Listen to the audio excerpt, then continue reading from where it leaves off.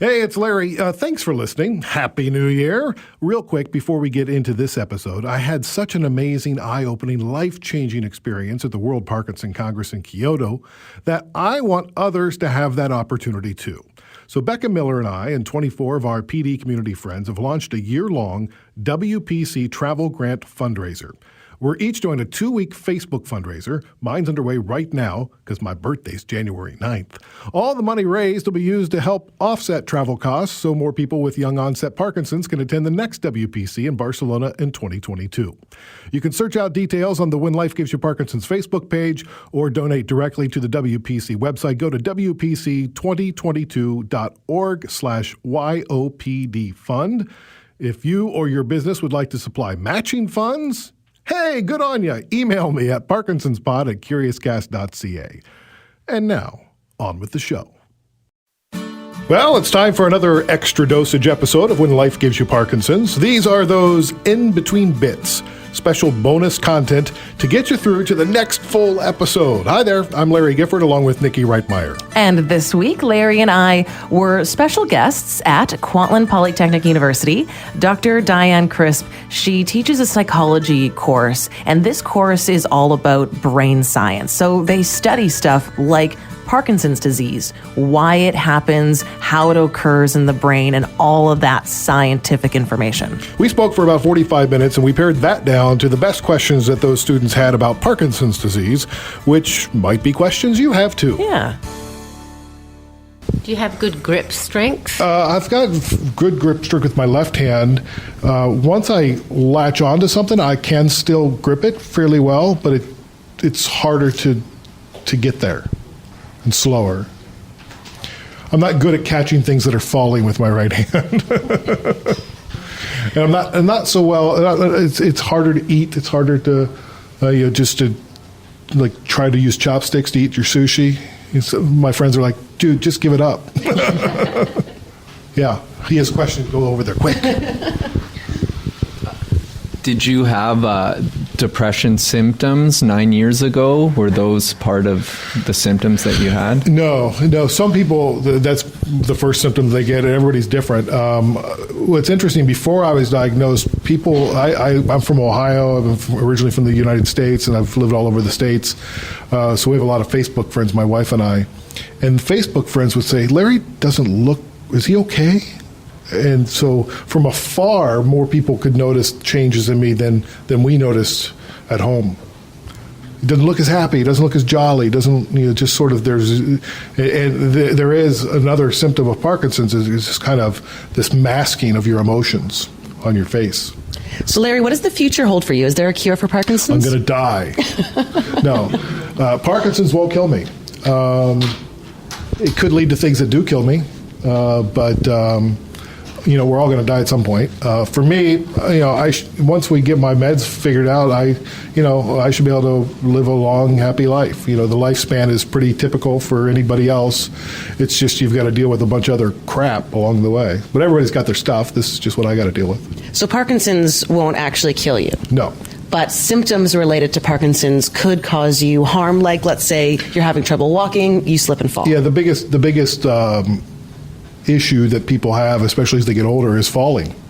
It leads to broken bones or worse, and it's real. I've fallen in public and didn't break anything, luckily, but you forget you have Parkinson's sometimes. And early on, right after my diagnosis, I take the bus a lot, and there was a bus that had pulled up, and I was about, I don't know, I wasn't too far away. I just had to turn the corner. I could catch the bus stop. So I was, a 10-second jog away.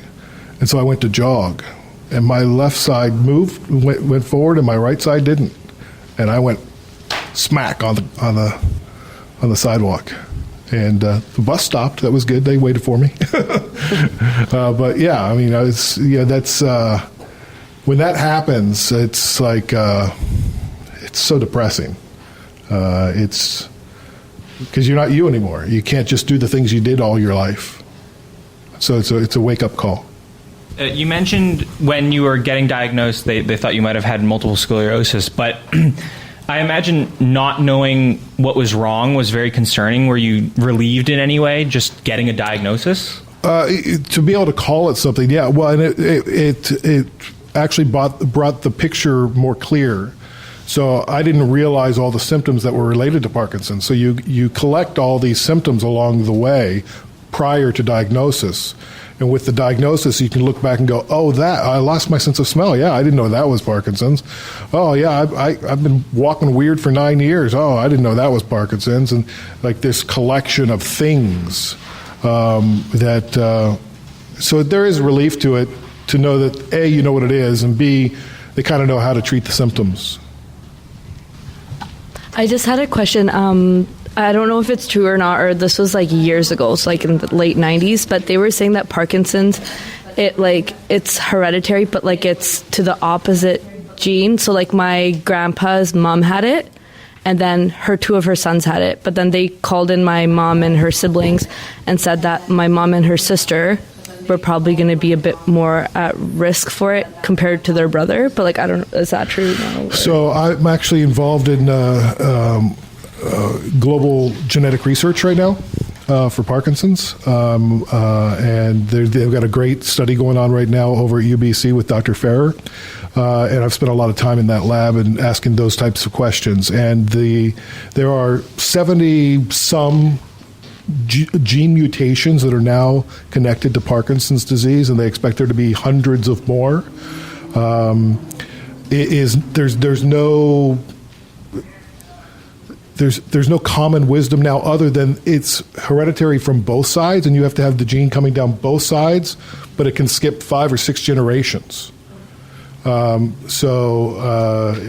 it may be that you have to have both those genes and the environment and the diet or the gut health, or they're digging into all sorts of things. Everybody has a theory, and there's not a lot of proof yet that there's any one thing. So, yeah, there's certainly people that are getting this from their genes. But they don't know exactly how or why or when or where, and they're trying to find that out. Does anyone else have any other? You mentioned diet and exercise, and on the slide I see you boxing, and there's a handful of vitamins. Were there any recommendations for dietary changes that would ease the effects of the Parkinson's symptoms? The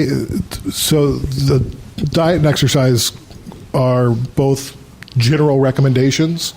There are Parkinson's-specific exercise classes. That's Parkinson's Wellness Center in New West, where I was. They just had their grand opening this last weekend. This is my physiotherapy. So right now I'm doing physiotherapy and trying to get in shape that way. And there's all sorts of classes that they recommend, but the neurologist won't ever tell you exactly what to do in regards to exercise. And then the vitamins and the gut health, so I take a probiotic every day just because it could help.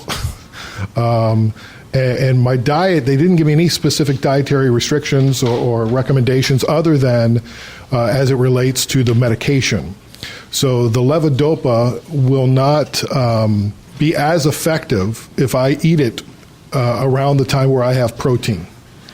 So I have to make sure that a half hour before I take the pill or an hour and a half after, I don't have any protein, or I won't get the full effects of the levodopa.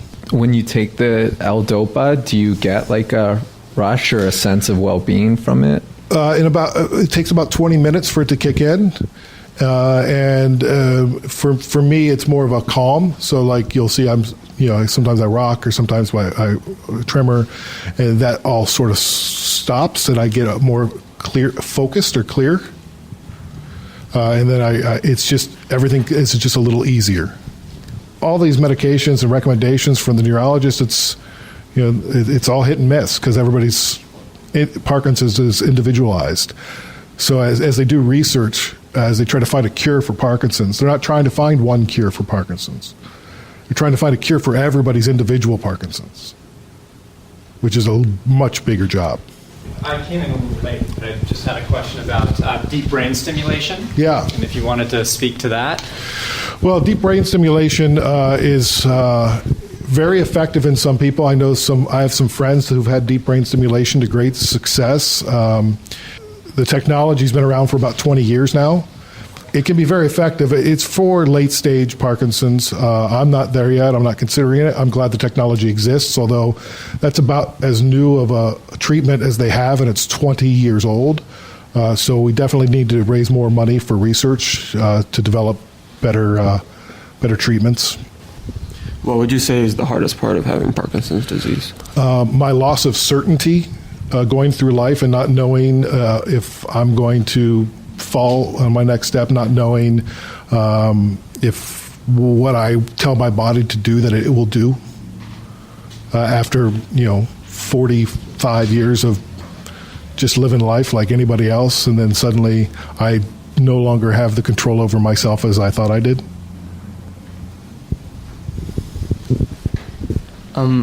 Are you right-handed or left-handed? I'm right-handed. Right-handed. So when you are not on L-DOPA, I assume that affects your dexterity a lot. Have you had to relearn to write in your left hand, or do you? I don't write much anymore. I don't type much anymore. I have people that help me take notes in meetings.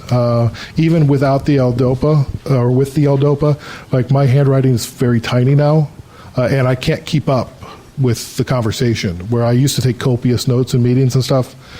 Like I had a meeting with Niki yesterday, and at the end of the meeting I looked down and all I had was the date and her name at the top. I was just about to say, I literally had a meeting with Larry yesterday. I noticed you wrote down my name and you were like, all right, that's good. We're good. Whereas before you would have taken copious amounts of notes through a meeting. So imagine, you guys are going to school now, think of all the notes that you have to take, and then later in your careers, think of all the notes that you're going to have to take in any given hour, sitting in any kind of office environment and not being able to do that.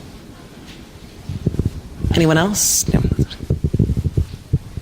The kind of work that you do, Larry, is very creative. Have you noticed any impact on your creativity? Well, creativity is very subjective, so I think I'm genius. Not so much my creativity, but my ability to stay focused for long periods of time is harder now. Like I used to be able to go in and just give it my all for 10 hours if I wanted to, and now 2 o'clock, 3 o'clock in the afternoon, and I'm beginning to be distracted quite a bit. I was going to say, you've talked about a lot of treatments like the CBD oil, physio. You talked about taking L-DOPA and there's also the deep brain. But do you think it's enough? Like, there's all these different treatments, but as you mentioned, they don't all work for everybody. Do you think there's... No, there's not enough. There's not near enough. Trying to sleep for 3 months is crazy. I started on a antidepressant over the weekend, which is, I got off the CBD oil, tried the antidepressant that my neurologist recommended called mirtazapine, which they prescribe to people with Parkinson's quite a bit because it can combat a couple of the different symptoms all at once, the anxiety, the depression, and sleep issues. I took a half a pill, and I felt the effects for 2 days, and I felt like a zombie. And I'm like, I've got a 9-year-old son, and I've got a job. Like, a lot of the people with Parkinson's are retired, or on long-term disability, and they have the flexibility and the ability to not do something all day, or to not be active, or to take a nap in the afternoon. And that's where the research needs to go, is to young onset. Because I want to work, and I want to be a great dad. And right now I have a really hard time being present for my son after working 9 hours at the office. He misses his dad. I just had a question about the onset. Like you were saying that it could be a genetic thing, but also like environmental, or what are some not triggers, I guess, but like, when you mean by environmental, like, do you mean like a traumatic event, or like? Again, the research is subject to further scientific review, but they're talking about like chemicals that they use on farms, like the heavy chemicals. So any mass amounts of poison whether it's in the water or in your food, or if you're working around it or living around it. They believe that plays a role, but they don't know exactly how. When you're talking about like not being able to sleep, how much would you think some of that has to do with, you're talking about anxiety and uncertainty of the future? Do you think some of that plays a part as well? I suppose it could. I don't wake up anxious per se. I just am done sleeping way too soon. So like this morning I woke up at 3 and I was done. So I've been up for, that's 6 hours. I can't do math. 7, 8 hours. But not being able to do math, that's not a side effect That's of not a side Parkinson's. effect of Parkinson's. That's just the regular C university student in me. You said your 9-year-old son is missing you and you're having less time being with him. How has that impacted with your lifestyle and your family support? Well, it leads to lots of conversations with them. We talk about it quite a bit. There's some weekends where I feel okay, and we go out and we'll do maybe a light hike, or we'll go do some activities. And there's some weekends where we've made plans to be with people, and I'm like, I can't do it. And so either they have to go alone, or we have to call it off. Some afternoons it comes 2:00 on a Saturday, and I'm like, I got to take a nap. And that's prime time for a 9-year-old. And so I've got to listen to my body first, and then I've got to react to him and be with him as much as I can. So we do less strenuous activities than we used to, and so we'll build Lego together, or play cars, or just sit on the chair and watch a good show or something together, like Funniest Home Videos. He loves that. But it's not as I'm not throwing him around in the air like I used to.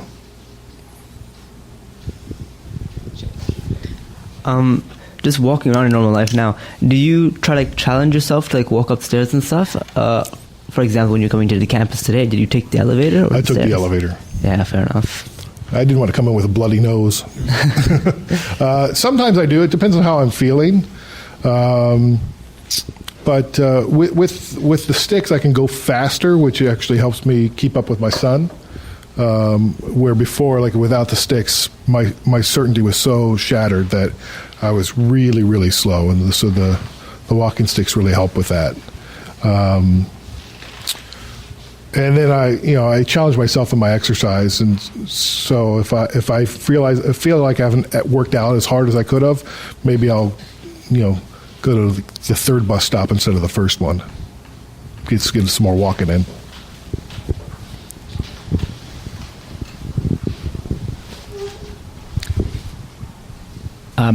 I know there are many societies that used to have biphasic sleep, where they had siesta, and the whole culture was built around siesta time.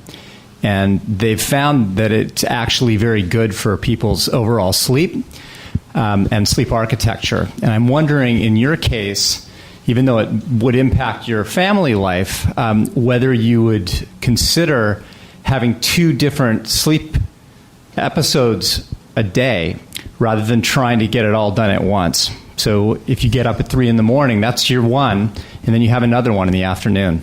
It'd be great if I didn't have a job. Yeah, for sure. I used to do that. When I used to work the all-nights in radio, I would sleep first thing when I got back for a couple of hours, have a day, and then later in the afternoon I'd sleep for 4 more hours, and then get up and get ready and go to work. So I've done that. I'm not opposed to it, but right now just the work life won't permit that. I suppose I could ask for it, but then I'm not sure I'm there yet, but that's not a bad idea. Although we are currently renovating the radio station, and Larry is my boss, so maybe I would also petition for a nap. Napping room. A nap room. Yeah. We all wake up pretty early for work. I would petition for a nap room too. Is there any other questions?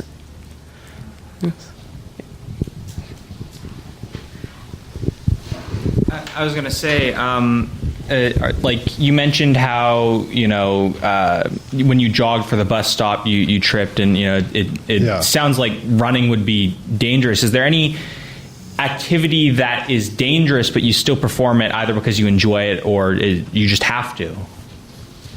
Eating beef? No. No, I mean, and in fact, if in physio, in a safe space, my jog is not as affected as my walk. So if she gets me jogging and we're on mats or whatever, I can actually jog better than I can walk, which is how the brain is crazy and mysterious and wonderful. But I don't take a lot of risks. For me, it's like I want to build up my confidence. I don't want to tear myself down.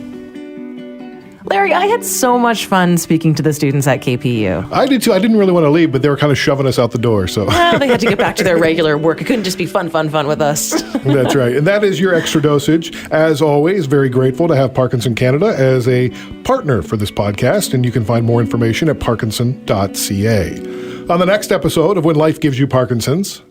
When I was 12 years old, my parents noticed I would trip over my feet and kind of drag them a bit. So they thought I had hip alignment issues. And when were you diagnosed with YLPD? I was diagnosed with young onset Parkinson's disease at age 24. And I didn't know really what was going on. I'd retired, and so I thought, well, maybe this is an effect of retirement.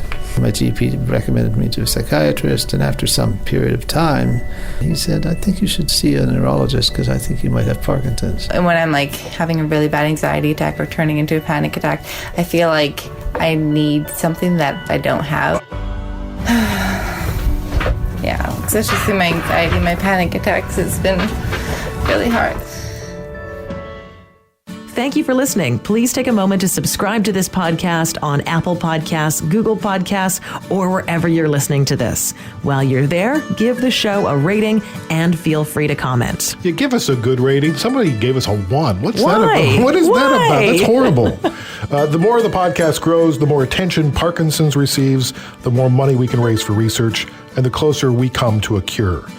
You can also engage with us on social media. It's at Parkinson's Pod on Facebook, Twitter, and Instagram. We've got a little Facebook group out on the Parkinson's Pod page. Cool. Yeah, so come chat with us. You can also email Niki and me at parkinsonspod@curiouscast.ca.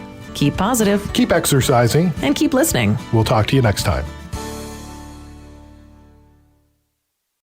Canada may be known for its landscapes and friendly people, but beneath the surface lies a darker side of crime, history, and the paranormal. Since 2017, the award-winning Dark Poutine podcast has explored the shadowy corners of the Great White North and beyond, delivering chilling tales from a uniquely Canadian perspective. Hosted by Mike Brown and Matthew Stockton with over 300 episodes and fresh releases every Monday, Dark Poutine is your weekly ticket to the creepier side of Canada. Listen to Dark Poutine on Apple, Spotify, Amazon Music, or wherever you get your podcasts.